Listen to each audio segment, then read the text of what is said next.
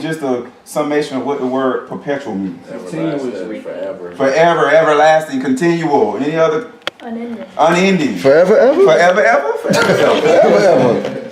Infinity. Yeah, that's my reference for it. We'll go there in Acts and you'll see where he says perpetually. So if he says keep Sabbath or Shabbat perpetually, does that mean change? Stop it. No, perpetually means forever. So that's the reason why I'm actually giving y'all this definition, because we will get into the scriptures and we will see where it says divine concepts and that they are eternal. All right, so divine concepts are spiritual realities that transcend the immediate context in which they were originally revealed. Right? Just listen to it. We're going to read through this definition slowly. So divine concepts are spiritual realities. We have natural, physical realities, right? But there are also spiritual realities that we have to be aware of. In order to be aware of a spiritual reality, you have to be what? Awakened spiritually. If you're dead, it is going over your head. All right?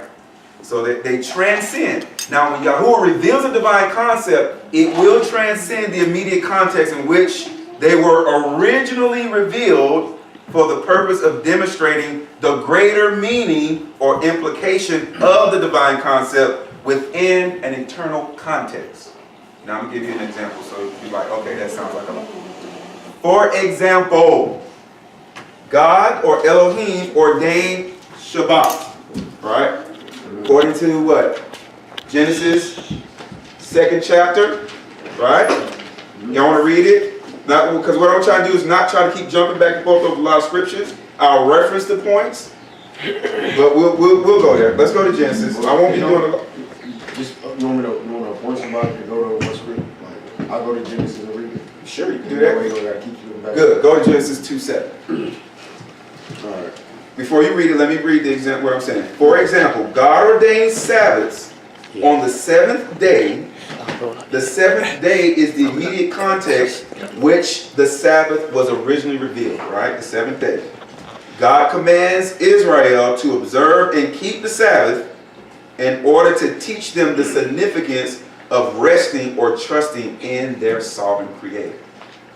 The Sabbath was designed to give a lesson, to teach, all right? So eternal salvation or rest is the greater meaning of the Sabbath, which is ultimately accomplished by the sacrifice of Yeshua. All right? So we have this concept that Yahuwah presents to Israel about resting, but there is a greater meaning to the Sabbath that's revealed in time. Not that it changes, but it's revealed in a greater concept. So when Israel first heard about the Sabbath, our forefathers, they knew it meant no rest. No work, just rest. Don't work, and worship Yahuwah, right? But then we find at the revelation of the Son of Elohim that he gives greater significance or meaning to it. He reveals it in a greater way. Not doing away with it. Messiah never did away with Sabbath. And if anybody tell you that, they're lying. Because they can't show you that in scriptures. What Messiah does show us that, yes, this is a divine concept that was given to my people Israel, and now in the annals of time, Yahuwah reveals a greater meaning to it. Not changing it, but giving greater clarity to it. I am the Adonai of Shabbats. I'm the Lord of the Sabbath. You're going to find your rest in me. And if you were a true Israelite and you understood Torah and the beauty of such a concept, a divine concept of rest, then you can look and hear the words of this man and know he's speaking the words of Yah. Let me put my trust in this King of Israel for salvation and rest. That's the divine concepts. They don't change. So if anybody ever tells you the Sabbath is done away with, Passover is not significant, they are lying to you. Okay? All right. So read Genesis 2:7, please. Genesis 2:7. And the Lord God formed. Oh, I'm sorry, not 2:7. Hold on a second. 3. I don't know why I said 7. All right, 1, 2, and 3. Read those three verses. Genesis 2, 1 through 3. Okay. Genesis 2, 1 through 3. Thus the heavens and the earth and all the hosts of them were finished. And on the seventh day God ended his work which he had done. and he rested on the seventh day from all his work which he had done. Then God blessed the seventh day and sanctified it, because in it he rested from all his work which God had created and made. So Yahuwah rested from his word, right? But does that give us the deeper meaning, or just sets the stage for us understanding this divine concept of rest? Yeah, it sets the stage. It's not giving us all the details, but as we go through the annals of time and we hear Yahuwah teaching his people about the Sabbath day rest, we find it all pointing to or accumulating into who? Mashiach. Okay, you see that? Yes, sir. Like the divine concept of sacrifice. Is that not a concept that has not changed? It still exists today. Yes, sir. But it was first a typology, all right? A foreshadowing of something that's going to come that will be greater and thus give clarity to why the sacrifice that Yahuwah ordained his people to perform was necessary. Hallelujah. So they don't change. I need somebody to talk back to me real quick. What is a divine concept? What is it? What is it? Just try it. You don't have to say it perfectly the way it was read. Just, what is a divine concept? It's a spiritual reality that comes from above, from heaven, from Yahuwah, right? Yeah. Okay. Does the divine concept, if divine means eternal, does the concept that Yahuwah give to us through the revelation of the scriptures, do they change? No, they don't change. I'll let you hold on 1 minute. They don't change. It just points to what? A greater reality. Greater reality. I promise y'all we're going to get there. Just, you got to get this first. Because I want you all to be informed. So when you're confronted with the foolishness of this done away with, that's no good, that's bad, this is yada yada, you can say, is it a divine concept? Did it come from Yahuwah or God? If it came from man, it can't change and it can be done away with. They have men laws all the time. Depending on the power of the lobbyists, if they want to change laws, they just get the money, go talk to the congressman and say, hey, look, we need this change. But you cannot change Yahuwah's law or his word. They are eternal. All right? Everybody good on that? All right. I'm gonna let you before we go too far, let me just ask. So when people say, do we always have to observe Shabbat on the Sabbath, on the seventh day? Because most of my friends are Christians. Okay. They believe you do it on Sunday, which is the first day of the week. Okay. So is it wrong? Or okay. That's a good, you're asking a very good question. Great question. I know, and listen, I know all the brothers want to answer this, but let me answer this, okay? I know everybody wants to say it, but let me answer it. To piggyback off of what he said, not just Sunday, but I've even heard Christians or Reformed thinkers come to the conclusion that the Sabbath is any day that they choose to rest. Okay. So include that in your. Yeah, it's all about. All right, so here we go. Listen. We just said a divine concept is eternal. It doesn't change. It just points to a greater reality. If you can keep that in the back of your mind or in the forefront of your mind, you won't allow what man say change what we just read in Genesis 2, 1 through 3.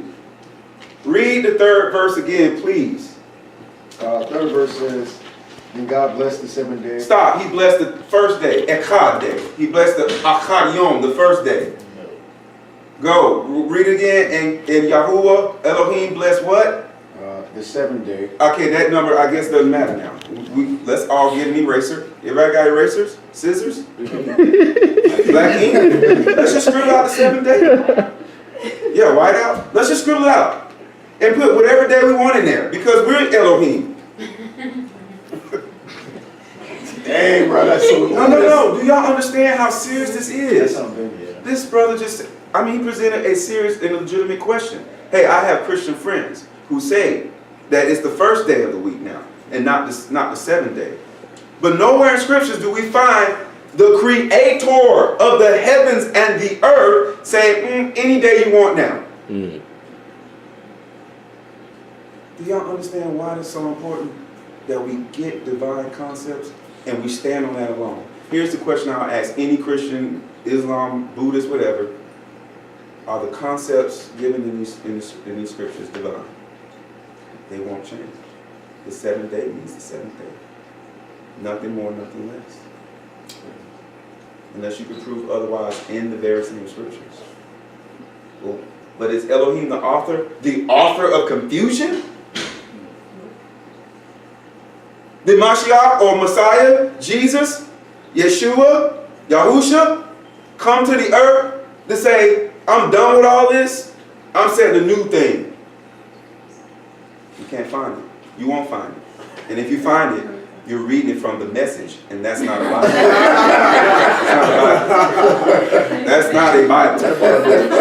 It's a book. It's not even a Bible. But it's not the Bible. It's not scripture. It's not a scripture. You're right. It's It a could Bible. be a Bible. It's a Bible. But it's not the Holy Scripture. It's not scripture. I do make a distinction. It is not scripture. Listen, I don't want to get y'all lost in all the conversation because I know I can talk a lot, but I want to make sure we understand divine concepts. So based on what we just talked about, do you agree with your Christian brothers and friends that the day could be changed? I didn't listen. Based on Genesis 2:3, if he said the seventh day, he meant the seventh day. All right? All right, so let's now go to Exodus. I didn't finish reading verse 3, but it's cool. Oh, no, finish it, bro. Go ahead. All right. It said, then God blessed the seventh day and sanctified it, because in it he rested from all his work which God had created and made. And the scripture is beautiful. It gives you the reason why. Because. You know that's a because. Why'd you do that? Because. Because I created and I rested. So here's the answer. I sanctified and made this day holy because I was finished with all my works concerning creation. All right. Yeah, I just wanted to read Because. finish it. So. I think that's okay. So we worship Yahuwah on the seventh day because he rested from his created works. His created works, naturally speaking. But spiritually, he still had created works to do. And then when Mashiach said it was finished, then the spiritual works were finished. And now we as Israel are free to inherit all the blessings and the promises of Yahuwah. Yeah. All right. Exodus 12 chapter. Any questions so far? This is going to be quite a bit of reading. So do y'all want to break the reading up? Because there's plenty of verses for all of us to read. Or do y'all want to just hear my voice read all the verses? I don't want to hear somebody else. Let's Okay, good. Let's figure this out. All right. What's the scripture again? Exodus. Exodus the 12th chapter. This is the reading of the historical setting for Passover. All right. Passover is not for everyone. That's why I'm not surprised when people say Easter. I celebrate Easter. I understand you're not an Israelite. I completely get it. You are something other. I completely get it. I respect that. I do. Alex. All right. So in Exodus the 12th chapter, we're going to read the entire chapter in reference to the Passover and its significance to Israel. Okay? And once we can understand that, the cultural context and that divine concept and its relevance, we will then look at how Mashiach, okay, further clarified the significance of Passover. Everybody's good with that? Yes, sir. Now I have one question to ask you all, and anyone can answer this question, or I do not mind several responses, but here's the question I now have to ask you. What is Easter? A pagan holiday. Okay, a pagan holiday. Some bull jobs. Some bull jobs. Bunny and eggs. Bunny and eggs. Fertility, God. The time to dress up in your Sunday best and take pictures with an Easter egg basket and don't really go to church. That's what my mom used to do with us. That's one of the 2 days you have to go to church. Well, I mean, when we were young, my mom just dressed us up. My grandmother did. Dressed us up, took pictures like, oh, y'all so cute. We never went to church. A day where they kill babies, sacrifice them to the god. Okay. Whoa, So whoa, Easter. whoa. Origins. Easter. Any other comments about Easter? I heard from y'all. I want y'all to hear from this Christian ministry called Trinity Church. All right. This is going to be a 2-minute video. I just want y'all to listen to it. You need to speak. Nah, it should be loud enough. If not, then we can. But I'll repeat what he said if you can't hear it. This is from Trinity Bible Church. I want you to hear what this young man has to say about Easter. Please listen carefully to what he says, because it's important. This is coming from him, not from me. That's why I love videos and books and documentaries, because you can hear it. All right, y'all listening? Oh, it's not loud enough. Okay. Let me turn it up. Hey, y'all. I don't think that laptop is that. Can y'all hear it? Now the term Easter All right. was It's grafted. okay. All right, y'all hear it? If you can't, let me know. Go ahead. Yeah, sure. Hello. If you're here today, chances are you might have some questions about the holiday called Easter. Now the term Easter was grafted in from an old pagan celebration of welcoming in the new season with the imagery of dawn. From an old Did this Christian just say that the term Easter was grafted? Grafted into what? Christian. Wait a minute. Did that come out my mouth? Did I say it was some bull jive? This is a video to a Christian church. What church? Some of y'all, Trinity Bible Church, some of y'all may be wondering or thinking about, I'm going to play it back because I don't think you're But look out. You hear the music in the background? How it seems so well. And then it's like, it's a pagan, like, and then it's totally ignored. I'm going to play it back. I'm going to play it all the way through this time. But anybody want to pause and ask a question, please do. Hello. If you're here today, chances are you might have some questions about the holiday called Easter. Now the term Easter is grafted in from an old pagan celebration of welcoming in the new season with the imagery of dawn, rebirth, and spring, hence the association with eggs, rabbits, and flowers. But Easter itself is specific to Christianity as it celebrates Jesus the Christ, or Messiah, whose coming was prophesied in ancient Hebrew texts. And Christians believe that Jesus' life, death, and resurrection is what reconciles us to God. Now there's a lot to unpack there, but let's I think start we've with heard enough, don't you? Jesus. Yeah? Okay, we're going to stop it. We're going to stop it. An old pagan holiday. Hold on. No, he's just I like, think- How do you reconcile? How do you reconcile these two things are beyond me. Maybe he explains how they get reconciled later on in the video. You shouldn't cut him off. No. We've heard enough to know that this is nonsensical. It makes no sense. That you, in your very introduction to Easter, you say what it is, and somehow you make it work. Somehow you make it work. Like I said, it's bull. It was, listen to what he says. It was grafted in. Grafted into what? The faith of Christianity. The practices of Christianity. That's what grafted in means. The last time I remember, I thought we was grafted into Israel. Romans 11. Now we got to read it because he the one messed up and said grafted. We were grafted in. Christianity grafted in this pagan holiday. This pagan, not even a holy, it ain't a holy, this pagan unholy day. And somehow made it work and reconciled it. But I thought God said on minutes, holy is the profane.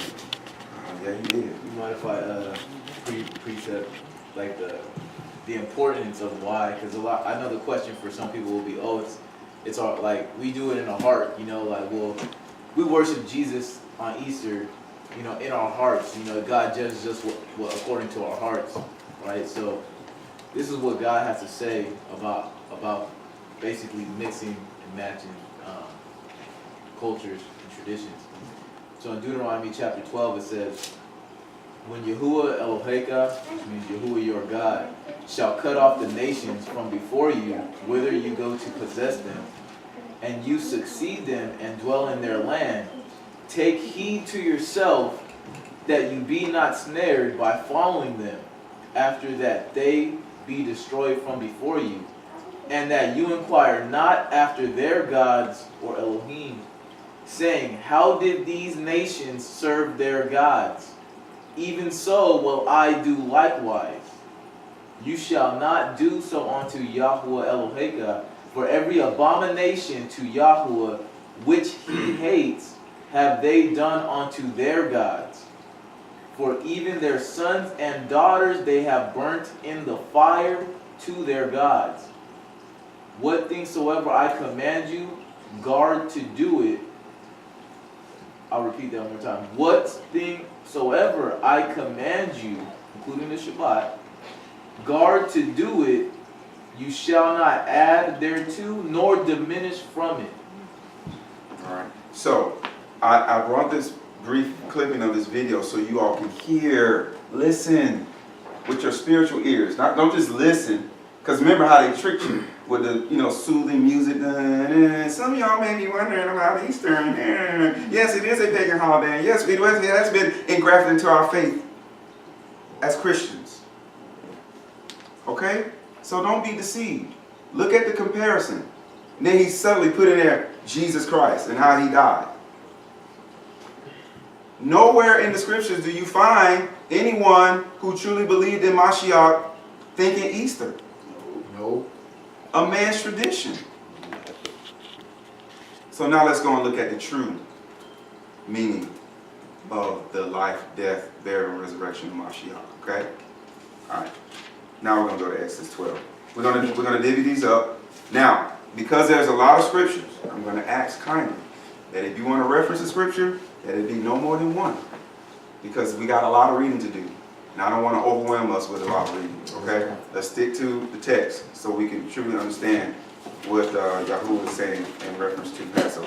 Alright, so we got how many verses? About 51. 50? You like go 2 to the right, just read 2 verses, and then just go to the right like that. Yeah, just keep going. Okay. Around the circle. So we Okay. done.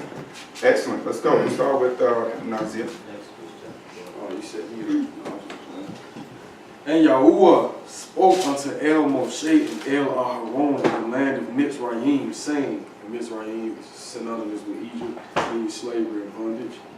This month shall be unto you the beginning of months. It shall be the first month of the year to you. Okay, start right there, please. I have to ask. So, when is the New Year for most people in the world? January. January what? First. Is that really the New Year for Israel? And personally, it didn't make sense to me because when I think of spring, I think of new life. You literally see things from the plants and the wildlife around that go awaken again. So why is that not the beginning of the year? Mm-hmm. That was just the connection I made to the Passover and the spring and the season and all that. It just made sense. Life is beginning again. Why is this not the start of the year when it's still cold and still gotta get through the months of February and things like that? So it made sense. It makes sense to me too. But what I want y'all to pay attention to is the timing. The timing. The timing. Yahuwah could have delivered Israel out of Egypt during January. He could have delivered them out of there in December. He could have delivered it at any time. But look at the timing. The impeccable timing. Every moment from the time he gave Abraham the vision of his descendants being enslaved and suffering at the hands of their oppressors to the timing in which he brought them out of bondage. He brought them out into the time of spring. To the time of, like you said, the growth or harvest or, the planting, the coming forth of harvest of fruits. And he's still on a timing. He has not changed. The new year for those who are following Mashiach is, according to our Gregorian calendar, the month of April. It is the new year for us, those who believe. So just like they do the peach drop and the fireworks, in our hearts we should be praising Yahuwah with great expectation for this new year. Hallelujah. As those who've been delivered out of sin and darkness. Okay? All right. Go ahead, brother. Who's got 3, 4? Okay. Speak to all the congregation of Israel, saying, on the 10th of this month, every man shall take for himself a lamb, according to the house of his father, a lamb for the household. And if the household is too small for the lamb, let him and his neighbor next to him, next to his house, take it according to the number of the persons, according to each man's need. You shall make your count for the lamb. Your lamb is to be without a blemish, a year-old male. You may take it from the sheep or from the goats. You must watch over it until the 14th day of the same month. Then the whole assembly of the congregation of Israel is to slaughter it at twilight. Zach, is this a divine concept or is this Moses' words? This is divine concept. Hallelujah. Do divine concepts change? Never. They're eternal.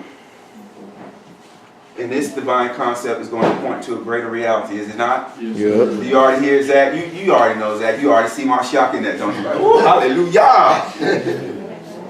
All right, go ahead, sister. They are to take the blood and put it on the 2 doorposts and on the crossbeam of the houses where they will eat it. They are to eat the meat that night, roasted over a fire.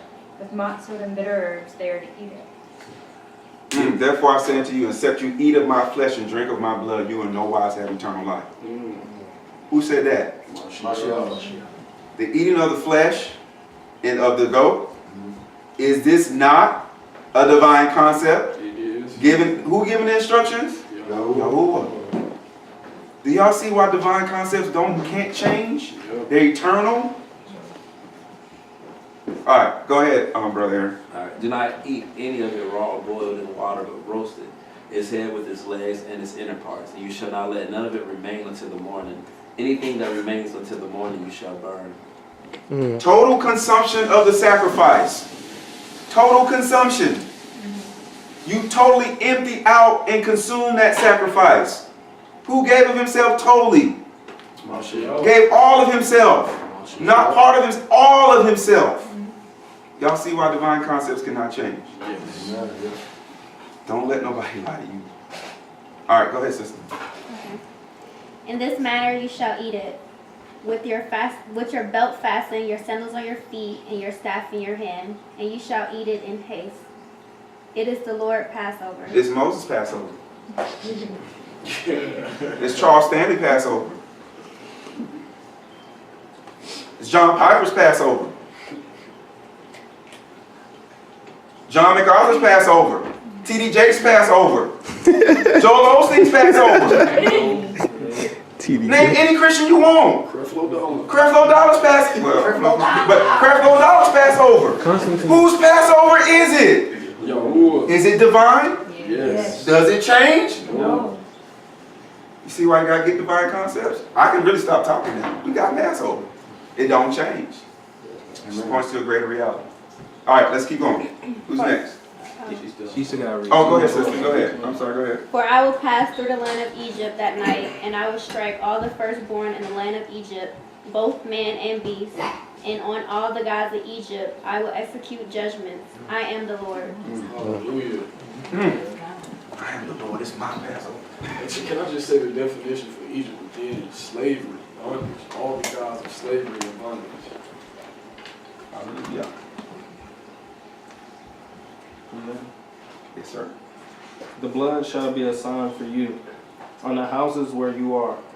And when I see the blood, I will pass over you, and no plague will befall you to destroy you. When I strike the land of Egypt. This day shall be for the memorial. This day shall be for you a memorial day, and you shall keep it as a feast to the Lord throughout your generations as a statute. Forever you shall keep it as a feast.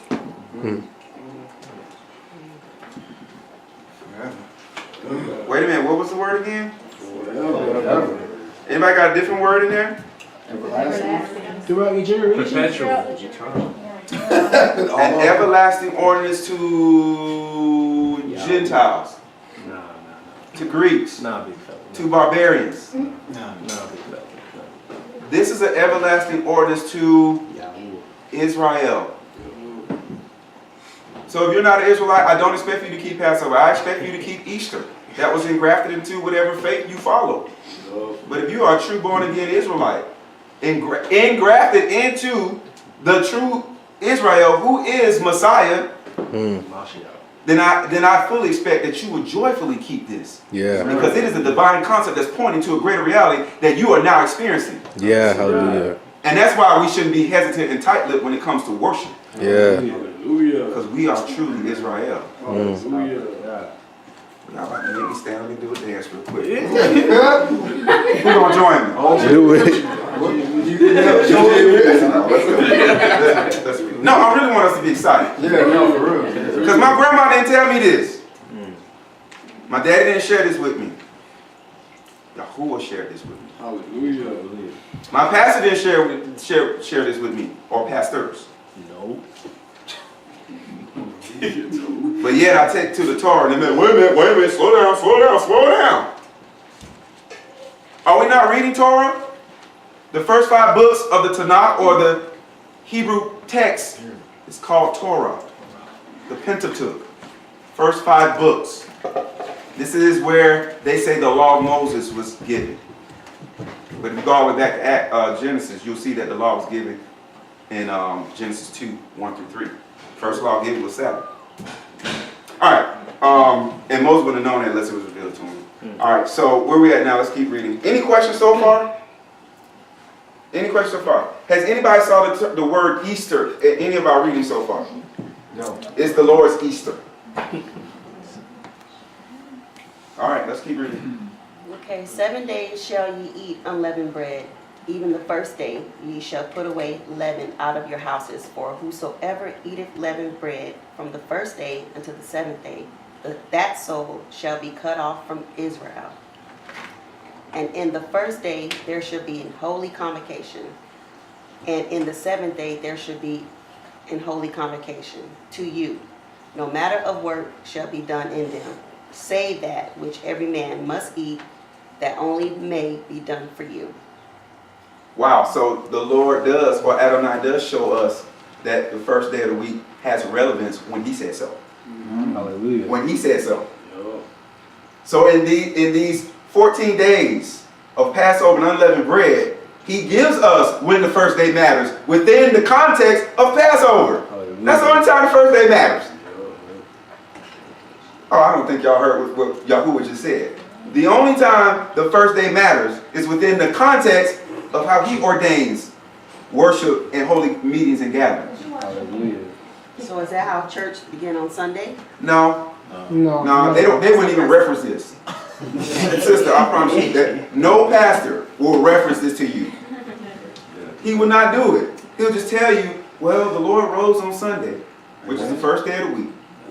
And that's why we That's what we that's exactly. And they'll take you to Acts. They'll take you to Acts where they'll say, you see here, the disciples gathered here on the first day of the week. But that was a meal. What happened on Shabbats? Saul was getting ready to leave. If I'm not mistaken, he was going to Macedonia. And so before he left, he had a last meal with them. But nothing about first day. You won't find that in the scriptures where the first day is to be revered. I'm just seeing holy convocation though. Right, because it's sister, it's within a 14-day celebration from the time of Passover to the 7 days of unleavened bread. Right. So that first day going into unleavened bread, the feast of unleavened breads, he's calling his people together. And then at the end of the 7th day, which will be a Shabbat, you will come together again. Do divine concepts change? No, never. Do they point to a greater reality? Yes. So the unleavened marks sin. The speed at which Yahuwah delivered Israel out of Mitzrayim, the women did not have time to make the bread and to add yeast for it to rise, because the deliverance out of Egypt was going to be swift. And Yahuwah wanted them to remember, you ain't going to have time to add any leaven to your bread, so you don't have any time to add sin, disbelief, and false doctrines to your ways. Hallelujah. Hallelujah. That's a divine concept. Unleavened still has meaning and significance. It does not change. That's why you hear Messiah say, beware of the leaven of the Pharisees. I promise you I'm going to show you all these scripture references, but for the sake of time, I'm going to reference it and we're going to keep going. I need y'all to see. Unleavened bread, that whole week of the Feast of Unleavened Bread, which follows immediately after the Shabbat, that's a time where we start to contemplate and meditate on our lives and remove any false teachings and doctrines from out of our understanding. That is the time to remove ourselves or remove away from any sins, any secret sins that we have. And y'all know y'all have them, so don't act like you don't know what I'm talking about. But that's the time to confront those sins and present them before Yahuwah. I do too. No, I'm not saying y'all, me too. But we confront these things. If you love Yahuwah, you will do it. All right, let's keep reading. We're almost there. We're almost there. And ye shall guard. And ye shall guard. When I guard something, I guard it with my whole heart. I don't know about y'all. The feast of matzah, or unleavened bread. For in this self same day have I brought your armies out of the land of Mitzrayim. Therefore ye shall guard this day in your generations by an ordinance forever. How many times have you heard forever? More at least twice. I stopped. Yeah, at least twice. So, Sister Marquita, does that help reference what I'm saying about divine concepts? Yes and no. Okay, go ahead, ask the question. Oh, I just wanted to know if you had a particular reference for what you were mentioning as far as divinity being Eternal? eternal, yes. I do. You gonna go to what, Malachi? Yep. Go ahead and go. Yep. Go to Malachi. So do you believe that Yah is divine? Yes, I And that He's do. eternal? All right. Yes, he is eternal. Now, so Malachi chapter 3, verse 6. If you don't mind, Hebrews 13:8 too. Yeah, we can go there. That's the conference. So, That's 2 verses. yeah, my mouth, 2 or 3 witnesses. Every All right. word shall be established. Hallelujah.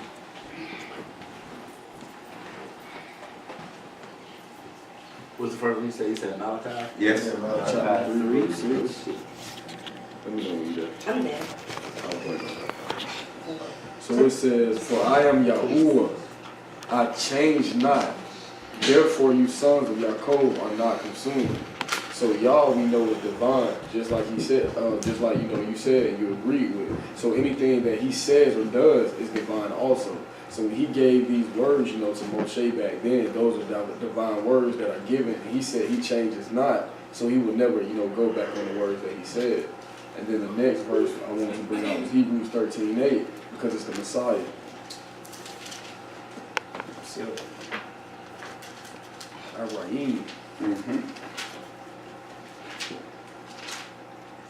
Let me know when you're there. And it says, Now, hold on. I got them tabs, so I mean, woo. So Hebrews 13:8 says, Yahusha HaMashiach is the same yesterday and today and forever. And we know that he is the literal word of God made flesh. So he would never do anything contrary to the word of God. And we see in Matthew that he himself celebrated, not Easter, but Passover. Did that help? So, Thank you. if it doesn't satisfy you, there's plenty more people who love to take you to the scripture. I mean, I don't have no scripture. Okay. Question. Go ahead. So if Matthew celebrated and like Christians teach out of the New Testament, you know what I mean? They read So over. are they actually like breaking even the laws that they choose to follow? Well, no, let me ask you again. I'm sorry. Say it one more time. Are they like? So you know how Christian churches mainly teach out of the New Testament. Yes. And if Matthew celebrated Passover, does that mean that they're even like breaking the laws that they're choosing, like that they say to follow? That's a good question. I really think you should, maybe have a conversation with your Christian friends. And I'm not trying to be funny because I just kind of lost all sense of reason for why things aren't being done within the Christian church. Like listen. I haven't left the church too long, but I'm just like kind of lost for words how to even explain the foolishness. I can't. Like you're right. Matthew says that Yeshua kept Sabbath, that he was the accumulation or the accumulation of Sabbath, but yet still is done away with.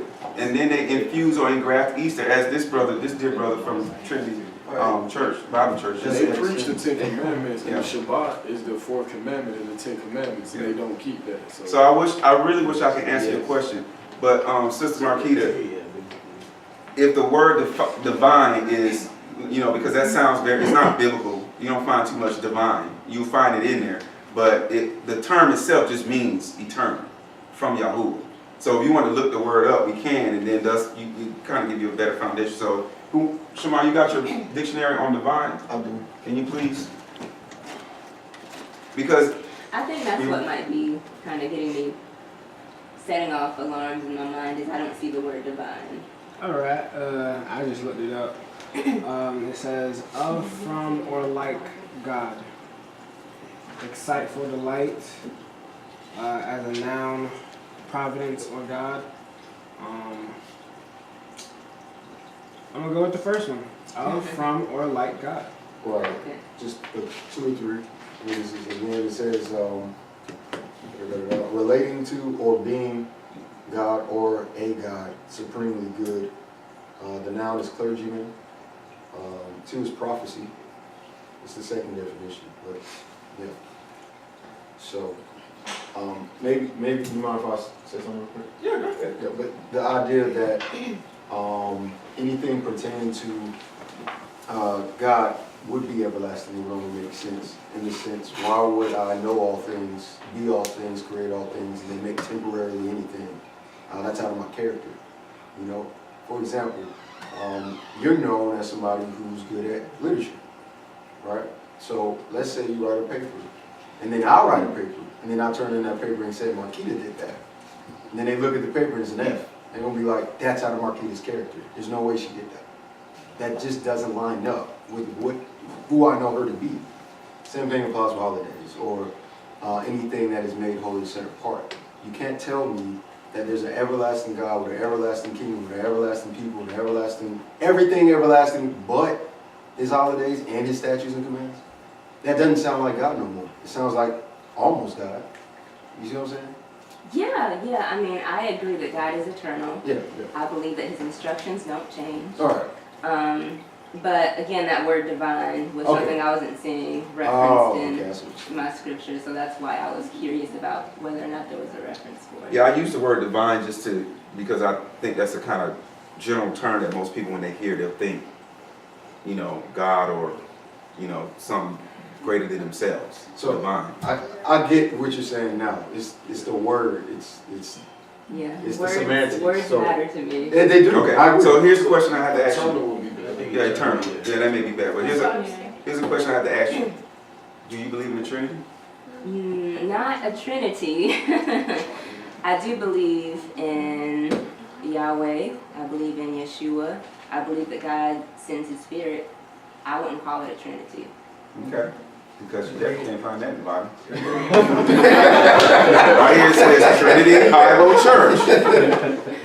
Trinity Bible Church. I cannot find Trinity. Yeah. There are some terms in the Bible, you're not just going to find them. Again, if it's more appropriate, if everybody's good with eternal, then I'll call them eternal concepts. Is that better? Yeah, I think that. Yeah. She said that was eternal. Okay, cool. Hey, So eternal concept. I'll go with eternal.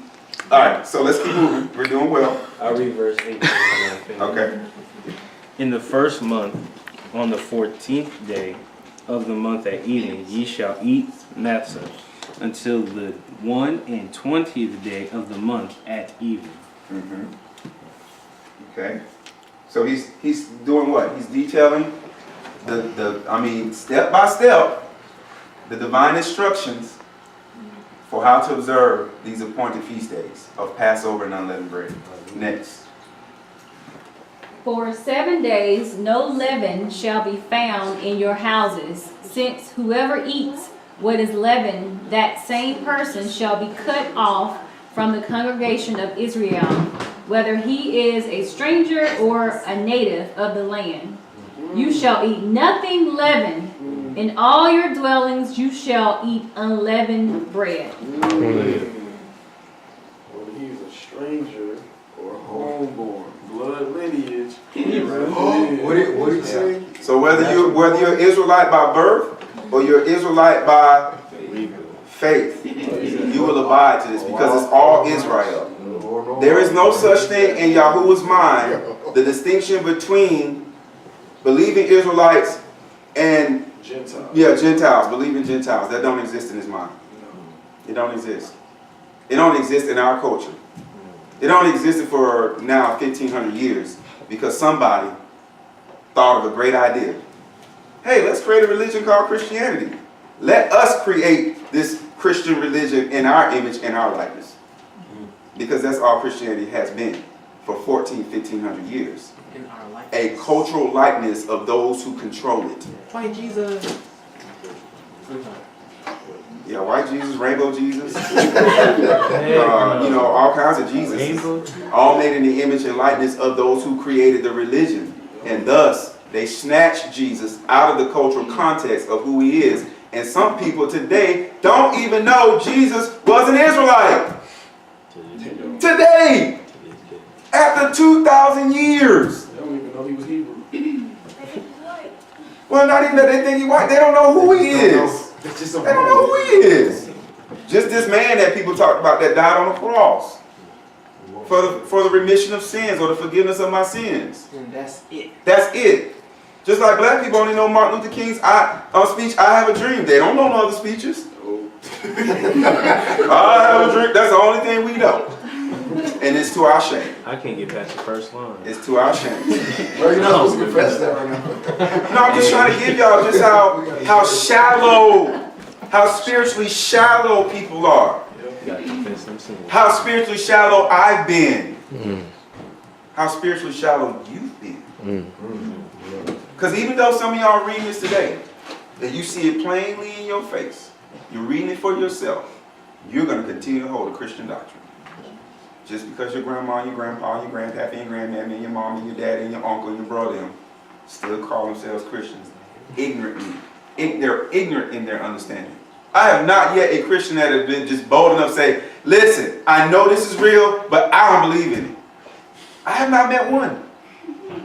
To just be that bold and say, listen, the Old Testament is just barbaric and it's burdensome, and I have grace in Jesus Christ now, so I'm done with it. Because the minute they say that, oh, so you got a Martian spirit? No. I'm not saying the Old Testament is done away with. I'm just saying it's been fulfilled. Dang. They don't love that word so much.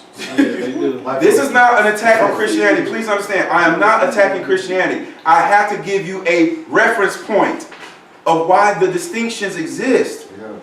You do not find this being taught. So is Exodus the 12th chapter irrelevant now? When he says perpetual, everlasting? The eternal concepts of Yahuwah, they do not change, and they point to a greater reality that does not eliminate it or remove it. It only brings greater clarity in worship. All right? Let's keep reading. Hold on.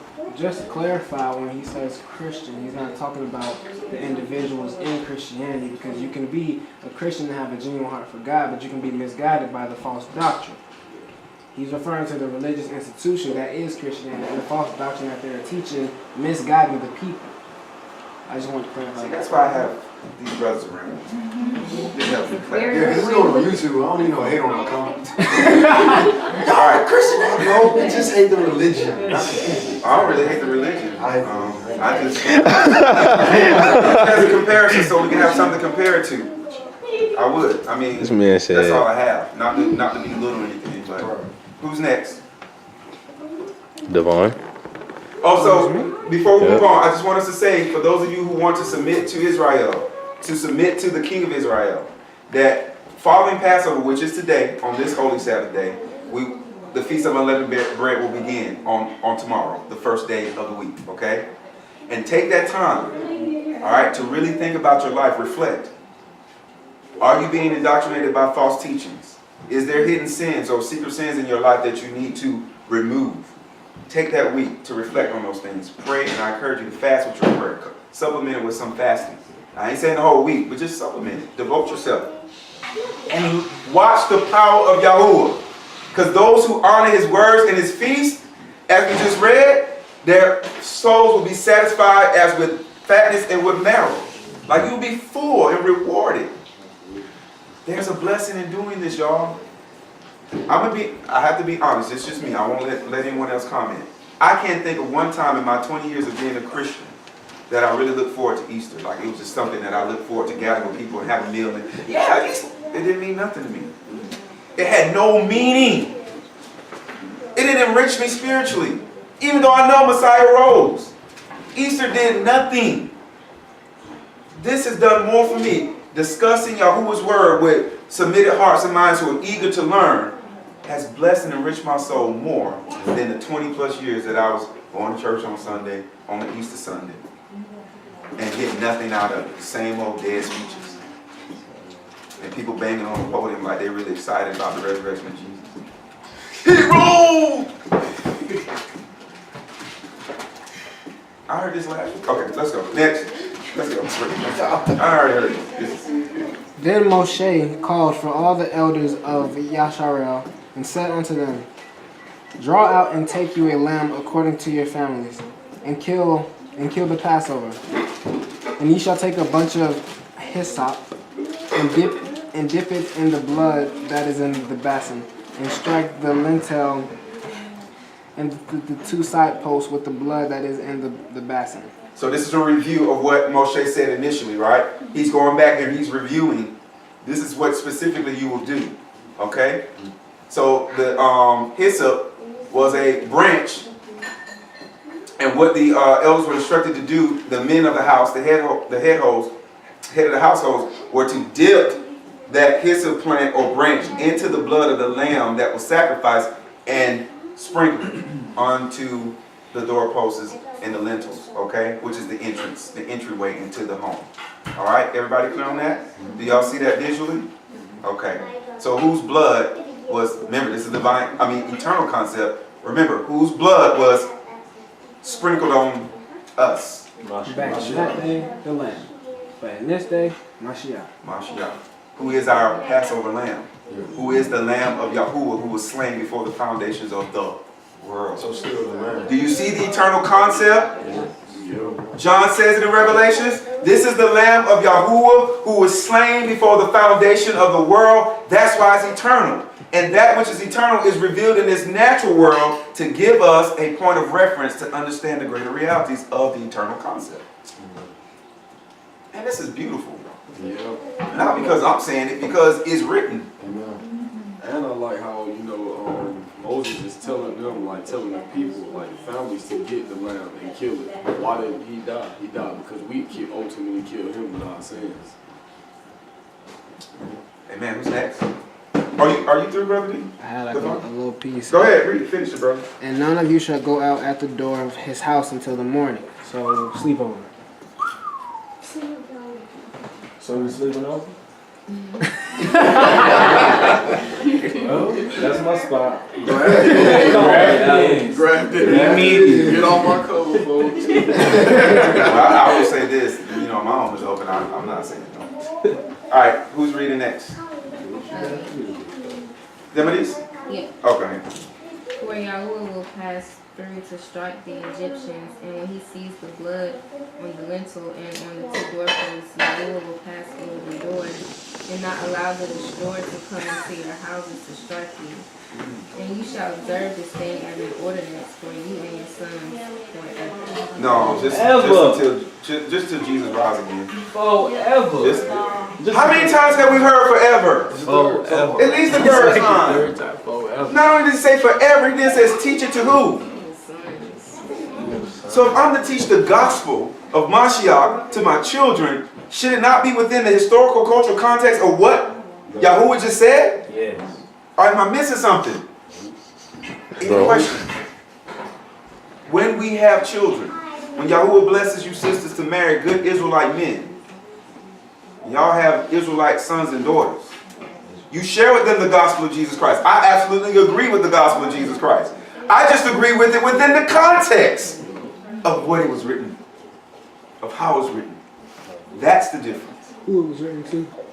Who wrote it? Who it was written to? Absolutely, who it was written to. Thank you, brother. I have a question. Who Yes. is, the destroyer? The destroyer in this case is the angel, or there's a force that Yahuwah sends to send judgment against Mitzrayim or Egypt for not releasing his firstborn son, Israel. Oh, his firstborn son, Israel. Yeah, Israel. He don't have a middle name. It's just Israel. Hebrew. I said this is funny. I put this on a post on Facebook. Not that people read my Facebook page, but yeah, because I get some comments. But I said I don't remember Yahuwah ever giving birth to a son named Israel and his middle name being Christian. I just don't remember that. Do y'all remember that?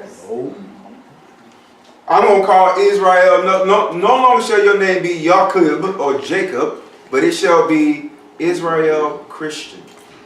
That's going to be your middle name. You know, we love to give our folks middle names. No middle name Christian. It's Israel. All right, let's read. I'm going to bring out something out of the Gospel of John, chapter 10, verse 9. Just to make a connection. Yeah, I was gonna read that. I promise you. I got you. Right, yeah, I promise y'all these references. I'm getting there. I'm trying to stick with the text. I'm making reference to these things because I want to finish the text. So after this holy set apart day of celebrating the Sabbath and the Passover, our lives should never be the same. Hallelujah. We should make this a tradition amongst ourselves as Israelites, and you should take this and share it with your families. That's not me commanding you to do that. That's just me encouraging you to do this. Change the narrative. Take it back to the original source. But yeah, I got you, brother. I'll let you read when we go there. Okay? Who's Selena. Selena. People waking up like, it's my turn. No, I We're on 24, correct? 25. 25? All right. It will come to pass when you come to the land which the Lord will give you, just as he promised, that you shall keep this service. And it shall be when your children say to you, what do you mean by this service?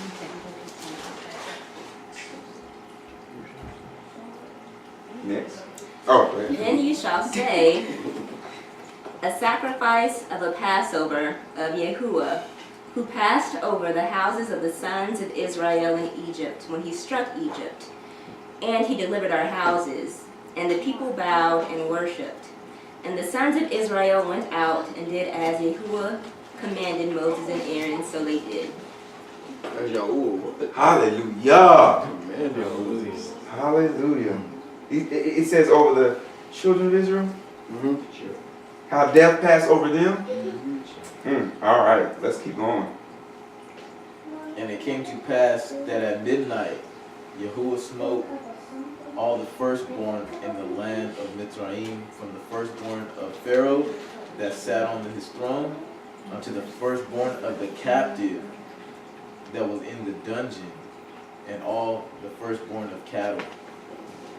And Pharaoh rose up in the night, he and all his servants, and all the Mitzrayim, and there was a great cry.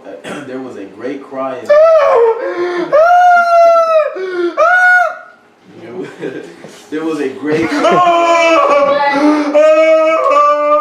My firstborn son. Can you stop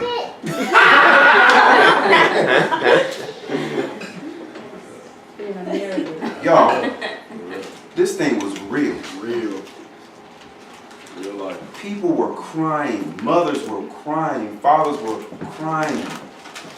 Their hope was in their children dead. All because of the stubbornness of a false god by the name of Pharaoh, who said, I don't know this God of Israel. I'm God, and so is Ra, and so are the rest of the Egyptian pantheon. So no, I won't let them go. Even after seeing 8 plagues, 9 plagues, he still will not let them go. Now you're going to hear crying. Don't mess with Yahuwah's children. Don't think to dismiss them. Don't think they don't exist. Because that's what society wants you all to think. Oh, that don't matter no more. Being an Israelite, it doesn't matter. Yahuwah has no more favor. They kept messing up. They kept messing up. That's why he had to do away with them, because they kept messing up. Well, who's doing right around here where he won't do away with you? You keep messing up. I never known Yahuwah to change his word. He's going to love Israel forever. There is significance to the biological ethnic people called Israel. There's prophetic significance to yet be fulfilled. Do not let people deceive you in thinking, oh, they're not real. Those people are not real. You're looking at one of them. You got the camera on me, bro? Yep. You're looking at one of them. You're looking at one. Right here. Right here. No shame about it. No doubts about it whatsoever. None. Not ashamed. not scared. From You can the bring tribe all of the Yahuwah. intellectual Tribe jargon. You can bring the EBA, E1, BA, E2 genetic code all you want. I know who I am in Mashiach. Yup. I'm an Israelite. Yup. By blood and by faith. By blood, by faith, and by rebirth and baptism in the Spirit. There you go. Shalom. Let's keep Shalom. going. Let's keep rolling. Any questions or comments? Any questions or comments before we move on? Any confusion? Any clarity? Anybody clear? If you raise your hand if you got some clarity. All right, next, let's go. For there was not a house where there was not one dead.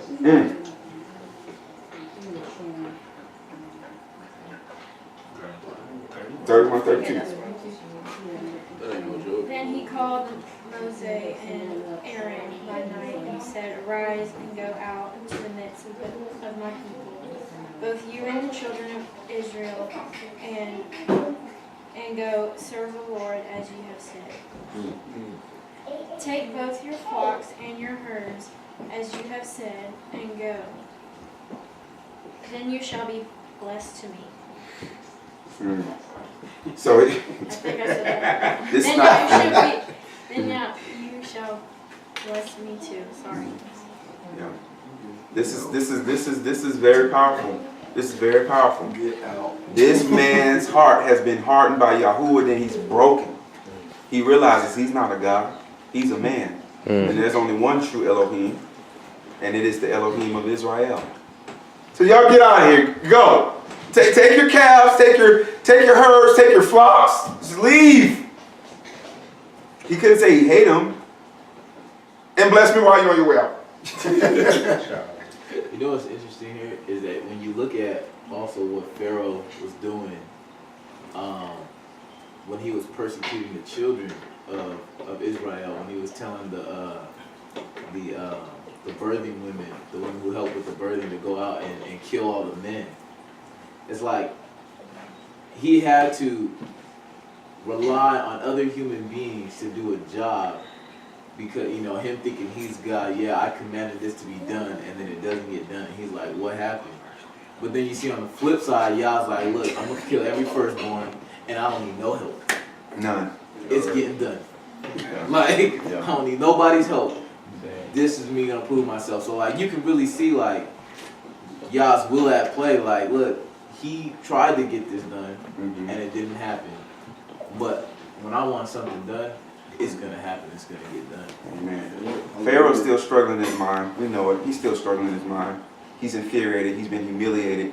He can't stop what's going on. He realized upon the death of his firstborn son, who was to be his heir, that he has no power. But he's still struggling in his mind about these people that he once governed and ruled over. Pride. Yeah, and this God that they serve has killed my son. He wants to be blessed by them, but at the same time he wants to still destroy them because he's been humiliated. And all the surrounding nations who revered and looked to Egypt as the kingdom of kingdoms has now been humbled by the King of Kings and the Lord of Lords. All right, let's keep reading. We're almost done here, guys. Oh, it's my turn. All right. And the Egyptians urged the people that they might send them out of the land in haste, for they said, we shall all be dead. So the people took their dough before it was leavened, having their kneading bowls bound up in their clothes on their shoulders. So the women did not have time. The Israelite women did not have time to properly, infuse the yeast that was necessary to make, yeast bread. So they had to make it quickly because they're out. They're leaving Egypt with haste. All right, next. And the children of Yasharel did according to the word of Moshe, and they borrowed of the Mitzrayim jewels of silver and jewels of gold and raiment. And Yahuwah gave the people favor in the sight of the Mitzrayim, so that they lent unto them such things as they required, and they spoiled the Mitzrayim. Wait for that, they were walking up out of America like about 40 acres in the 40 acres in. So what we're going to read in summation is the deliverance of Israel and the power of Yahuwah with his people, that the people feared the Israelites. They didn't want to have anything to do with them. That 10th and final plague just broke the nation's will. The death of even firstborn animals. Like Yahuwah went through the whole thing, but he had told Pharaoh, if you do not let my firstborn Israel go, I will take your firstborn. I'll take your firstborn. All right, let's keep reading. Verse 77. And the children of Israel journeyed from Ramses to Succoth, about 600,000 men on foot, besides children. A mixed multitude went up with them also, in flocks of herds, a great deal of livestock. Hallelujah. All right, so we see a mixed multitude that were not Israelites biologically, but they attached themselves to Israel because Israel represents salvation. Yes, sir. Right. That's why Yeshua will be a light unto the nations, the Gentile nations, that they may attach themselves to Israel and not Christianity, not Islam, not Judaism, not any other world religions that you know. Grafted in. They attach themselves to the people of promised salvation. Do y'all see that? Hallelujah. We're going with y'all. We want to partake in this Passover with y'all. Immediately. Yes, immediately. we want to serve the Elohim of Israel. Do eternal concepts change? No, never. If it's the same yesterday, today, and forever, as he said in Malachi 3:6, so are his eternal concepts. All those who want to truly experience salvation need to attach themselves to Israel. Hallelujah. All right, let's keep reading. They had baked matzah cakes from the dough that they had brought out of Egypt, that had no hemets or leaven. Because they were thrust out of Egypt, they could not delay. So they had not made provisions for themselves. Now the time that the non-Israel lived in Egypt was 430 years. Go ahead. Well, before you continue, that's actually a mistranslation from the Hebrew Masoretic text. Yes. Can we? Yeah, no. Share that when we get done so they can know. So y'all hope when we end this study, he's going to share something about, the timing, okay? But y'all hold that thought, and I'll let you do it, Nazir. Go ahead, brother. I'm sorry, no, sister, go ahead. So it happened at the end of the 430 years to the very day that the armies of Israel, that all the armies of Adonai went out from the land of Egypt. It was a night of watching for Adonai to bring them out of the land of Egypt. This same night is a night of vigil for Adonai, for all the Bnei Israel throughout their generations. Hallelujah. Hallelujah. So what are we going to do this evening? Eat some lamb? No. We're going to take this time to think about, this is a solemn moment for our forefathers. Does anybody have a problem with identifying with the people of Israel as your forefathers? No. No? Okay, good. And if you do, speak up. Yeah, speak up now so we can talk about it. Legit. Yeah, legit. Because I'll give you scripture reference if you need it. Let's So who can take Gentiles and say, hey, look, y'all connected to Abraham. Y'all know that by faith, right? Yep. So now Abraham is your father, then why can't we? I'm saying. If Paul did it, then we're doing it within the same context of what Paul was doing. Why can't we? As a matter of fact, we're doing it the exact same way Paul's saying. Yeah. Is Abraham your forefather? Yes or no? Yes. Did Abraham have seeds? Yes. The seed of Abraham was Isaac, and then Jacob. Then Jacob had 12 sons. But before Jacob had them 12 sons, he was affectionately called Israel. His name was not called, but changed. So you can't skip over Isaac and Jacob and say, yeah, Abraham's my dad. And that's why Malachi 3:6 is so powerful, because not only did he say, I do not change, he said, I do not change so that you sons of Yaakov are not consumed. So please, I'm encouraging you, embrace your spiritual and your biological heritage. Hallelujah. Embrace both. It's okay. All right, next. And the Lord said to Moses and Aaron, this is the statute of the Passover. No foreigner shall eat of it. But every slave that is bought for money may eat of it after you have been circumcised. Let's talk about that real quick. Let's talk about that. Circumcision is a Hebraic concept. Is it divine? Yes. I'm sorry, is it eternal? Is it eternal? Yes. Did Moshe say that, or did Yahuwah say that? Yahuwah. So the circumcision is pointing to what? A greater reality? Yup. What is it the circumcision of? Is it physical or is it spiritual? Spiritual. Aha! So now we know that circumcision is still relevant today. And it's the circumcision of the heart. And not so much of the flesh. But yet it still, it exists. And it's relevant. Do y'all see that? Yes, sir. Oh man, I just think that's so powerful. It is. That if you're going to identify with the salvation of Yahuwah, and you're going to be in covenant with him, there needs to be a spiritual circumcision of the heart. And for men, as you understand that spiritual reality, and you feel compelled, or you just say, hey, I want to be circumcised of the flesh as well, that's totally up to you. That is not, that's not for me to tell you that, or to tell you don't do it. This is out of what? Faith. And love. Hey, today's brother said it best. Next. And listen, we'll have more conversations after this, but I really want to get through all the verses, so let's keep moving. A sojourner and a hired servant shall not eat thereof. In one house shall it be eaten. Thou shalt not carry forth aught of the flesh abroad out of the house, neither shall ye break a bone thereof. So this lamb was roasted whole. I mean, the lamb was roasted whole. Y'all do understand that, right? Yeah. Now again, I got lamb legs. I couldn't afford a whole lamb. Y'all have to forgive me. I'm sorry. Oh, I thought you. I couldn't buy a whole lamb. I just didn't have the money. I didn't even tell you how much a leg costs. Okay? So unfortunately, I am not at the place, but maybe one day I will be. If y'all will bless me in such a way, we can roast a whole lamb. And not one bone will be broken. But here again is another spiritual reference. Whose bones was not broken on the cross? Yahushua. Our eternal concepts eternal. Yes. Do they change? No. Israel, you can explain to the world why Mashiach's bones was not broken according to Exodus 12. Yes.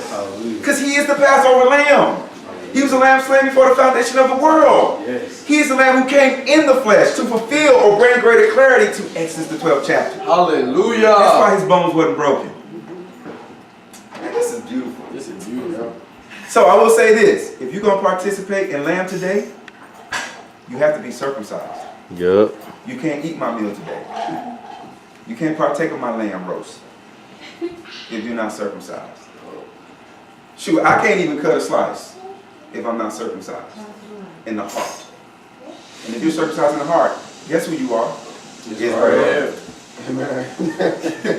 Circumcision is a Hebraic term. And can anybody prove me wrong? The first time we hear circumcision is in Genesis. Given to an Hebrew Israelite by the name of Abraham. And it wasn't just Abraham who had to be circumcised. Who else had to be circumcised? Ishmael, the servants. His household. Come on, y'all. We're Israel. I'm encouraging you all. You're Israel. Yes, sir. Don't let this world's religions tell you you're anything less. You're Israel.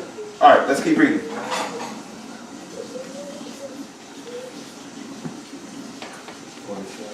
47. All the congregation of Israel shall keep it. If a stranger shall sojourn with you and will keep the Passover to the Lord, let all his males be circumcised. Then he may come near and keep it. He shall be a native of the land. Thank you. No uncircumcised person shall eat of it.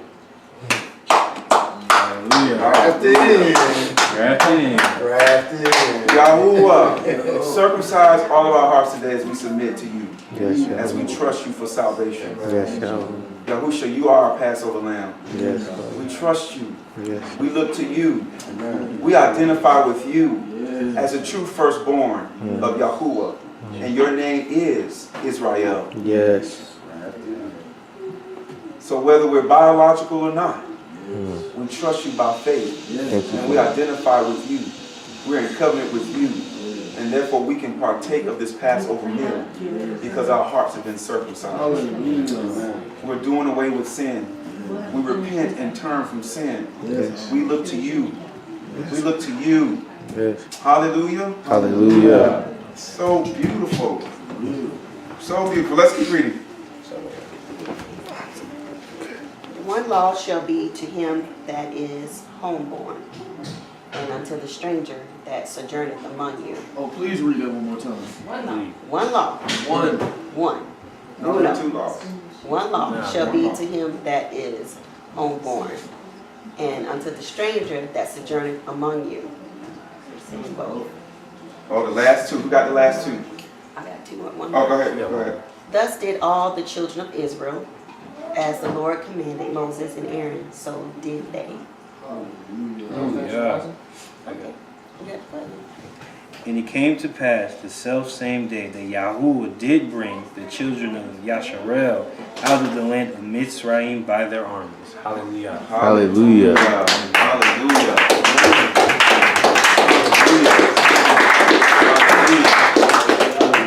Somehow we ended up back in slavery. On some bull, I want to thank y'all for being willing to read through all these verses. We read quite a few.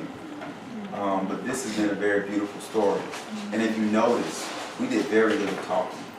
We let the scripture speak for itself. I mean, I commented a little bit and so did others. But when you really listen to Exodus the 12th chapter, it spoke to us by its own power and authority. So I know a lot can be gleaned. Now I want to bring this into, summation, all right? So that we can understand why we're partaking of this meal together.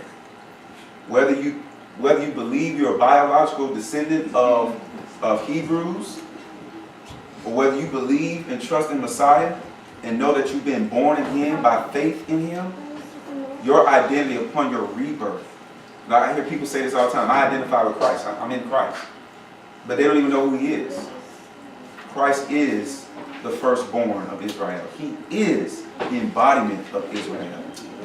He encapsulates all that is Israel. Circumcised on the 8th day according to Torah. Keeping Torah perfectly. To the point that no one could deny him. He wasn't just blameless because nobody caught him in sin. He was blameless because he was the working, living Torah. So if you want to identify with Mashiach or Messiah, you have to know who he is, the man who walked the shores of Galilee. You have to know what he taught. You have to know what he said. The prophetic promises that he made. Before you say, I know him. Truly know him. To identify with Jesus is to identify with the culture, with the ideologies, the beliefs, the religious systems of being an Israelite. Period. Period. And you got to ask yourself today, young people and old people alike, do you see the cultural, religious worship of Yahuwah within the context of the scriptures today? Yes, sir. Yeah. Yes. All right. Do you see it when you walk up in churches? No. I've been to even some Messianic temples or synagogues. Did I say that correctly? Messianic? Messianic synagogue. Yeah, Messianic. Synagogues, yeah. Still synagogue. And they talk about Israel all the time and how they're being under attack. Right. Are we here to worship Yahushua? Are we here to talk about Israel being under attack all the time? I'm serious. I've been to some. They don't really focus on Mashiach being the king of Israel. Who is my brother? Who is my mother? Those who do the will of my Father who's in heaven. This is the will of Yahuwah. That we keep all of his commandments, his precepts, and his statutes. Hallelujah. Because yes, they're everlasting. It's everlasting. So we keep it within the spirit. And the spirit don't mean we just intellectualize it. No, I don't mean that. No, we understand it from the mind and the heart, and then we practice it to the best of our understanding of these scriptures. Amen. And if you couldn't see Mashiach in these eternal concepts, you must have been asleep while we were talking. We got to do. Must have been asleep. We got to do. All right, so the next thing we're going to do is we're going to close this out in prayer. We'll talk more now that we have read. We can now. Question? Yeah. What question? Oh, no. No, you got a question, bro? No. I actually, Go ahead. I figured it out. I'm good. Do share. What was it? I was just thinking like, what one law is it talking about? But I realized it's the law that no uncircumcised person should. Yes, but yeah, you're right. That is the one law. And as we go on, the law means in Torah, and Torah literally means, the translation means instructions.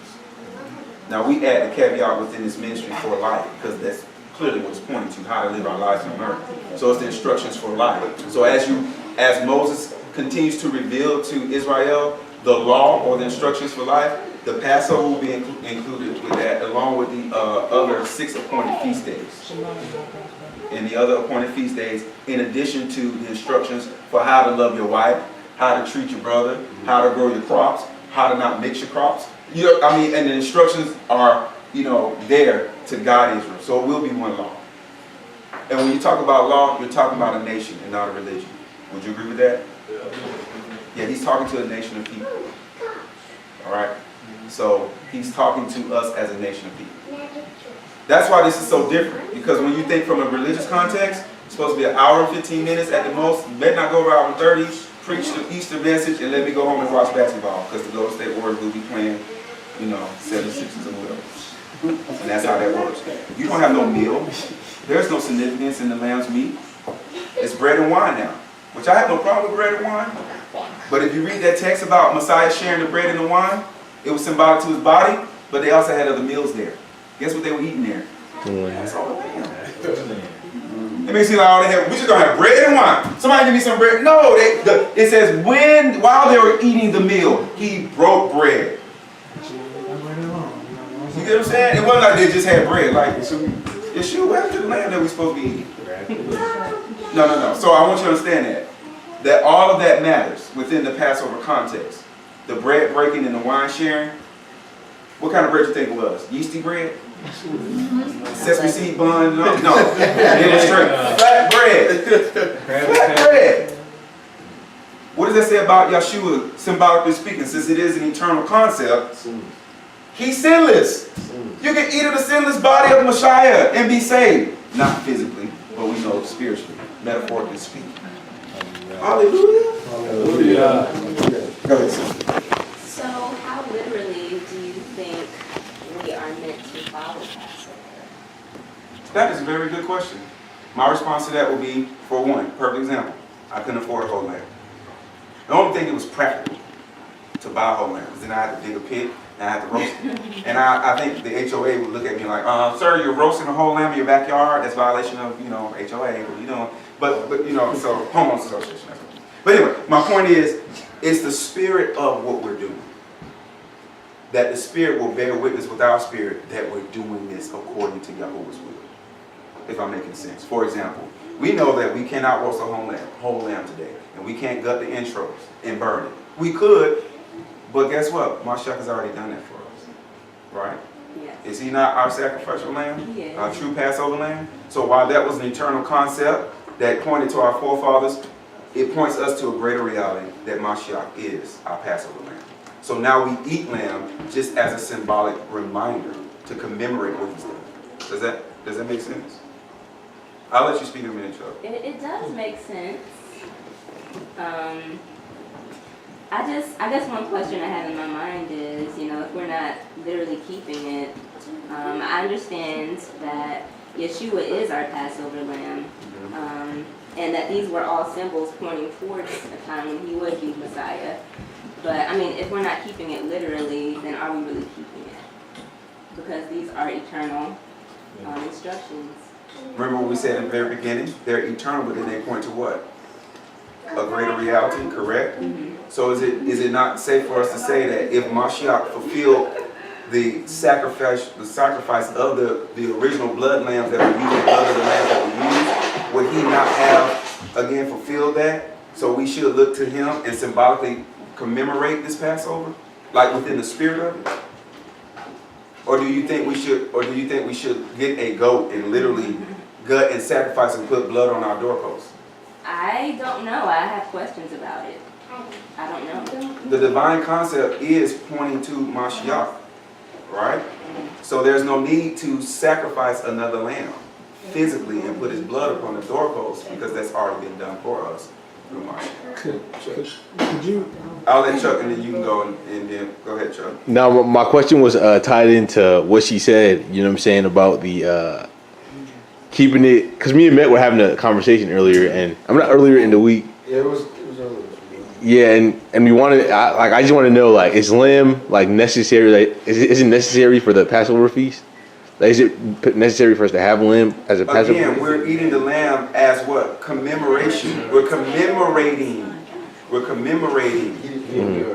The lamb is that symbolic animal that was used, and the blood of the lamb was used to what? Go across, the blood was poured or sprinkled upon the doorposts and the lintels of the home. So yes, I think using the lamb would be a very good representation versus fish. But not like mandatory. No, I'm not saying it's mandatory, but I'm gonna let you speak, brother. I'm not saying that it has to be mandatory, but if we're gonna stick true to the text, would it not be more appropriate? Yeah. Right. And would not the Spirit bear witness with our spirit that we're walking in the correctness of Passover? Yeah, yeah. I mean, we could deep fry fish if y'all want. Y'all want fish? It just wouldn't. It wouldn't. No, I'm saying it just wouldn't line up because nowhere in the text do we see a fish being sacrificed. The lamb, one without what? Spot or blemish, right? Go ahead. Oh no, go ahead. Okay. Also, could you relate the significance in how we observe the Shabbat, not in, I guess you could say, the exactness, but still having the faith to understand the significance of it? Yes, because Mashiach told us about Sabbath, because when men misinterpret the meaning of Sabbath, like the Pharisees did, they made all of these rules and stipulations that wasn't part of the original purpose of Shabbat or Sabbath, which was to rest in Mashiach and to also cease from trying to earn salvation, and also to rest our bodies, as Mashiach knew was good for us, to rest the body, to rest our fields, to rest our beast of burdens if you were a farmer. You get what I'm saying? You rest your servants. They need a day off and a day of reflection and worship. But now we live in the 21st century, and some people have to go to work on Saturday. Example, Shema with the Air Force. Sometimes, he has to go to work on Saturdays, being in the reserves. That's not exact according to the Sabbat and how it's told in Scripture, but it's still the observance of it. It's still the heart longing for trying to make that the reality. Like, this is my Shabbat. So yeah, I'm still under their rules and stipulations, but when I don't have to go in that day, I'm going to observe this Shabbat. I have faith in my heart. Yes, or even communicating to them your position. Exactly. Hey, I am an Israelite. I observe the Passover and I observe Sabbath. Like, that's what I do in my job today. I let them know, hey, Passover for me, I can't just come in. I can't leave at 6 or at 8 and come to work. I'm going to continue to observe all of Passover, all of it. Guess what? We can't stop you. You want to take a point off? Okay, you can have that point. Take it. I don't care. Let's let Zach go now. Let you go. Yeah, I just wanted to mention something about what she said. Like, your question was kind of going along the ideas of, how literal should we keep these feast days? Mm-hmm. Well, in Exodus, we kind of just read the first Passover and the Hebrew people prior to the coming of the Messiah, what they thought of solely as Passover. But it's in Leviticus 23 that he starts to give out all the what he calls Moedim, all the feast days that you were supposed to keep. And I think, of course, I'm not like super good with like knowing all the scripture, but I think if you were to look in Leviticus 23, you would see what you would think of as more along the lines of what you should literally do. I could be wrong, but I don't think after the first Passover they did the blood over the cross beams or anything like that anymore. And even if we wanted to do like a legit sacrifice, we couldn't, because we don't know the lineage of Aaron.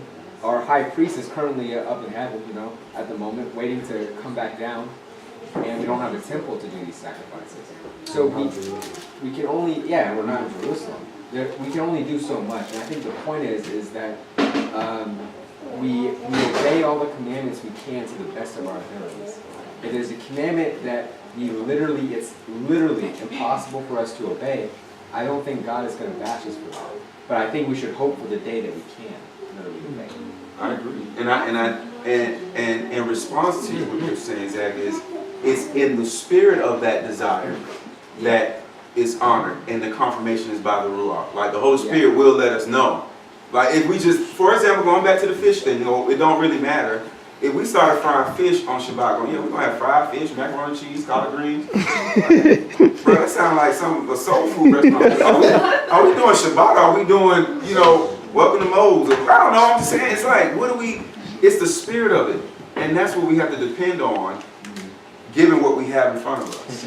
Trusting the Spirit to lead us on what will be pleasing to Yahuwah. Amen. Is our worship appropriate on this Shabbat and doing this Passover? Was our worship fake? Was it disingenuous? Right. Was it laborious? Yahuwah is looking at all of that. He's looking at all of that. So I'm gonna let you say something. So that's why I think it's important for us to understand those things that we can understand by the Spirit. We should apply it to the best of our understanding, and those things that we can't because of geographical location, where we are time and space wise, we yet want to reverence the Spirit of it. And I think that's what's important. And I agree with you. And I just want to expound on what he said before I bring out the point. I wanted to bring out everybody in this room believed that the Messiah, was perfect. And he never sinned once, right? In Leviticus 19, you will find laws that were specific to women on their menstrual cycle. So because he was not a woman and he was never able to do that, complete that aspect of the law, does that mean that he's no longer perfect? It simply means, just like how it is for us today, it did not apply to him. A lot of stuff, do not apply to us. We do not have a physical temple, so we cannot physically, keep it and do it. I'm waiting for you. Oh, okay. I thought you were about to ask me something. But so we cannot physically keep it and do it. So to use an example of us being in the United States, there are boat laws, right? So do any of us besides Mr. Mallon own a boat? Well, we don't own a you know what I mean? Yeah, you know what I'm saying? But if we don't own the boat, you know what I'm saying, we can't follow that law. Does that mean that law is done away with? No, it simply does not apply to us. So we can't pay taxes on that boat. We can't go out to the lake and make sure that we're driving our boat in certain areas because we don't have one. The law still is in effect, it just doesn't apply to us. And what I wanted to bring out, like the point I wanted to bring out, because I love what it is that he said, was that the lamb symbolizes the Messiah. So if we really want to break it down to the physical application of it, in the beginning was the Word was with God, and the Word was God. Do we all have the Word in front of us? So is this not the lamb that we should be consuming on a daily basis? So we should be trying to walk out whatever this is to the best of our ability. So if Passover comes up and we have means, to be able to do the full 9, should we not do it because we're capable of doing it? I would say we should. But if we don't have those means, like Mr. Mallon pointed out, he didn't have enough money, to get that. And according to, the laws that these people have in this neighborhood, the homeowners association, he can't have a pit, going outside of his backyard without the police showing up. You know what I'm saying? Trying to stop all the festivities. So I feel like we gotta remember, like he's saying, the spiritual application, and we can't get caught up in this law, that law, this law, that law. We need to read them for what they are and ask ourselves, ultimately asking Mashiach, does this apply to us right now in this time? Because there's not a physical temple, so I can't go in and sweep the temple a certain way. So the thing about Passover, though, is they didn't have a temple when they were fleeing from Egypt. And also, and I only am curious about this because it does say, you shall celebrate it as a law forever. I do understand that we're limited to our means, what we can afford, what our laws here in America permit us to do. But, if we're able to do it, isn't it what kind of God asks of us? Yeah, but again, the definition about the eternal concept is that the context in which it was first revealed can point to greater meaning and significance moving forward. So as the generation of Israelites who seek to keep, the Passover, we keep it in light of Mashiach or Messiah fulfilling it. You know what I'm saying? So being the Passover lamb, there's no need for us to if you will, recreate the spreading of the blood, because, and Emeka was going to read it, I'm going to let her read it now, and now we'll close with this. But Mashiach represented both the door and the blood. See, all who are in Mashiach, all who are in Messiah, they now enter into salvation as his blood is now, sprinkled upon the lintel or the entryway into faith and salvation of Messiah.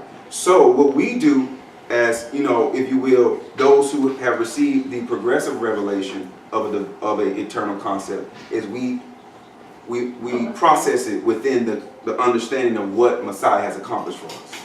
So there'll be no need to do the whole literal blood, because his blood did it already. His blood satisfied the sin debt. His blood satisfied the wrath of Yahuwah against his disobedient people who broke covenant with him. So we're now just commemorating what happened as opposed to trying to recreate it, if I'm making sense. I want you to comment. Well, then that goes back to what this brother was saying about, well, what's the significance of eating lamb? If it's commemoration and Messiah has done the work, if this is all symbolism now, then do we need to have lamb? And then I just said, I think it would be appropriate according to our understanding of the text. Because we can't say that our practice of our faith as Israelites is any different than what other religions do in commemoration of things. They do things in commemoration, like Christmas. That's commemoration of a date of birth that I guess they know is right or not. I don't know, but they said December 25th. We're going to commemorate Jesus' birthday. And by the way, we're going to add a Christmas tree, and we're going to add some wreaths. But see, what Israelites do, we say, okay, we're going to commemorate what Yahuwah instructed us to do in light of what was fulfilled by Mashiach. And so we commemorate that by eating a meal as they did together. And that meal would have consisted of lamb's meat. And this is the true lamb. Yeah, and lamb's meat, just as a reminder to us. Same thing with communion. Just like a cross is a reminder. Yeah, these are all symbols that bear significance for us spiritually. You want to read John now for us? Absolutely. Okay, so this is in closing, and we can continue to have this conversation. Yeah, Marquita, we can definitely continue to have the conversation. Okay. All right. So this is the Gospel of John, chapter 10, verse 9. It says, I am the door. By me, if any man enter in, he shall be saved, and shall go in and out and find pasture. So one thing, is that like we realize kind of like the symbolic is blood being shed or being spread over the doorpost, right? Is that before the Messiah was crucified, the first thing they did was they put a crown of thorns on his head, and his head was symbolized the top of the doorpost that goes over the door, and then you have his body and his hands and his arms, which would represent the side doors. So all his blood being shed on him, literally, he is a representation. That was a representation of the eternal Passover, the sacrifice, the eternal Passover lamb, without blemish. And all who put their faith and trust in him, and not just only, when I say faith and trust, we're not only just talking, I believe in Jesus, and that's it. So I'm going to read 1 John chapter 2, just to close it out.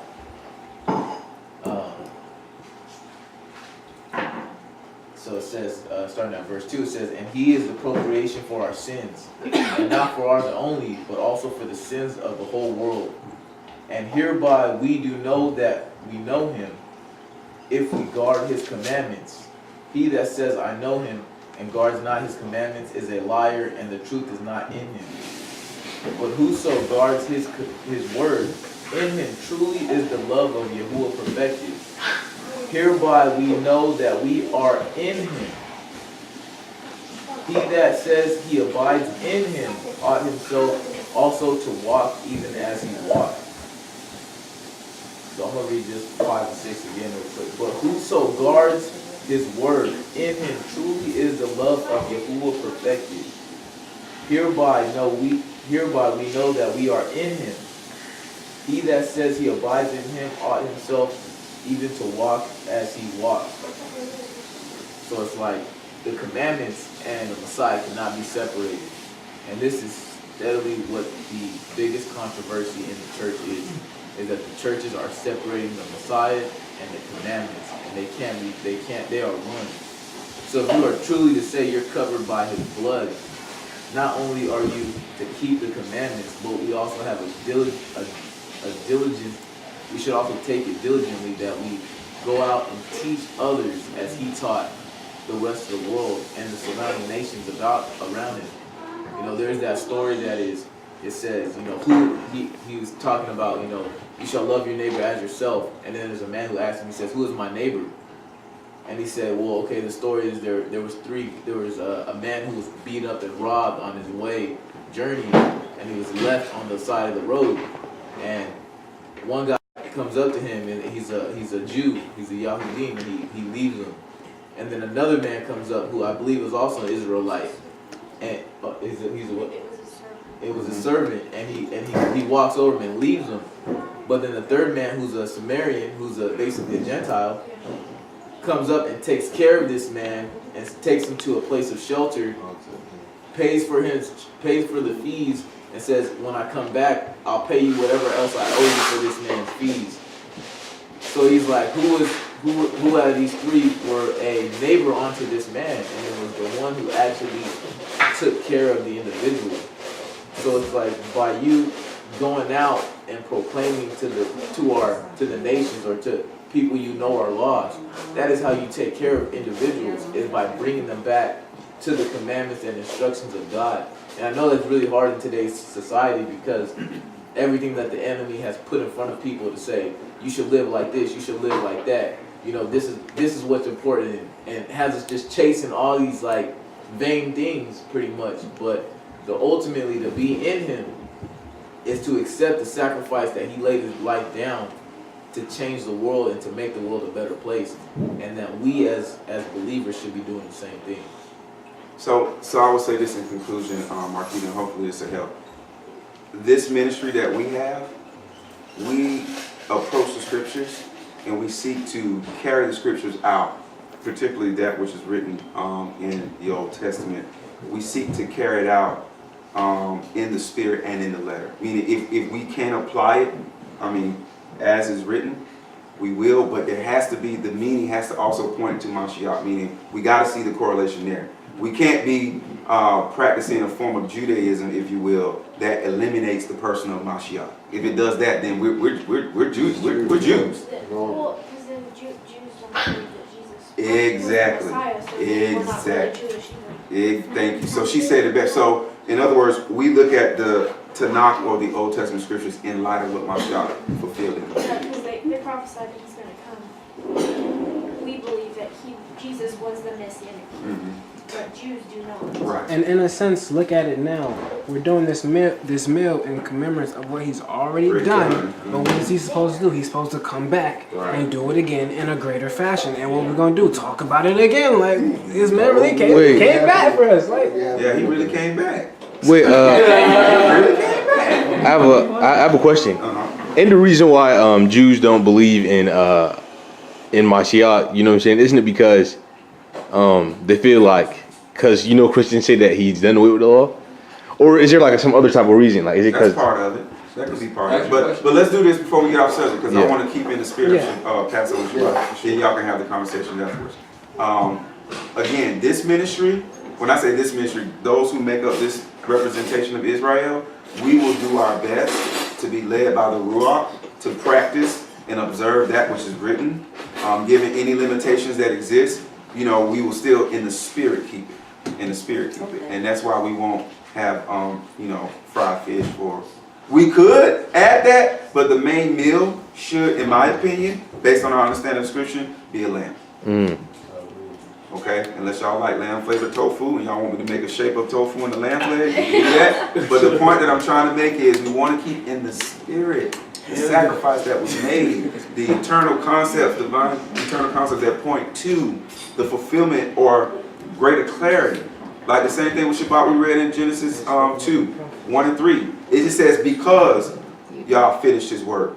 that he set aside this rest. But as we keep moving forward in the progression of the revelation of that concept, we see it's about rest in Messiah and rest for our souls and rest from our labors. So we see the greater meaning of it, and we yet keep the spirit of it by not violating and having it on the first day of the week or the third day of the week. Am I making sense? All right, let's take now our focus back on Passover and pray as we prepare this meal. And it's similar to... Look at her trying to get that lamb on cam. I see you. Oh yeah. See, y'all don't know nothing about this Passover lamb right here. Look at that. We got the potatoes over here. Look, I'm gonna be chomping on them bones. They don't know it yet, but it's gonna happen. Yes, ma'am, it's going down. They got the devil eggs over here to the left. Let me get y'all a profile shot.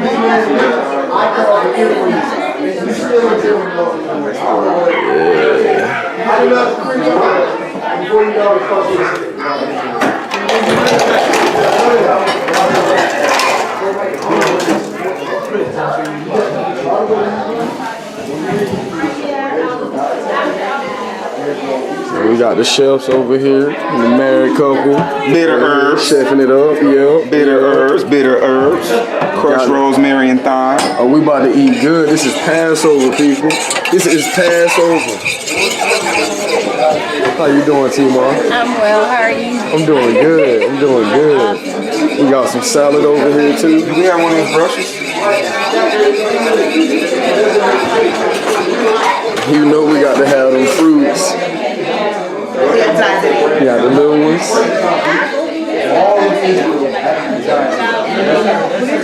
We got his sister. We got brother Mecca right here. How you doing, Mac? We got my wife with a big head. Oh yeah. What's up, D'Amberly? How you doing? Nah, I'm just playing. What's up, Valencia? Look. We got some brothers over here that's in the scripts. What's up, man? What's up, y'all? What's up? What up, Book? I see you, boy. Man, get out of here with all that, man. What's up, Big Mom? Devon, boy, that nose looking fat, boy. What's up, boy? Turn the camera around. Yeah, I did. How you doing? Hi. You doing good? Look, I gotta get that profile pic. See that pretty smile? What's up, Zach? How you doing, man? Oh, yeah. How you doing, Allison? I'm good. How are you? At this point, I see you. No, I'm just playing. How you doing? Oh yeah, what you eating on over here? I'm not eating that.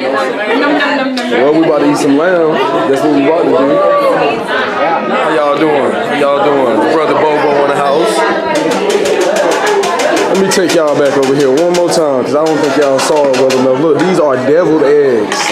Not deviled eggs, because this is a sanctified household. Deviled eggs. Y'all see that goodness right there. Don't look at me like that. We got the lamb over here. We got the chefs over here. Feeling that shalom.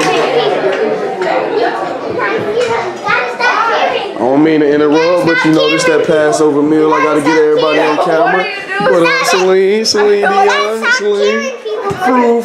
Crew. He gonna give me his lamb cause he love me, that bro. And her too, that's it. I feel like it's Thanksgiving and this What is up, a terrible home movie. Don't be hating on this home movie. This is for y'all. He gonna play this back when we make it into the Shemayim. Straight up. I see you. Get that camera out my face. Yeah. Nope, cause it's your mom's. Hallelujah. Shabbat Shalom, Abba Yah. This is your blessed day, Abba. Yes. Can I try?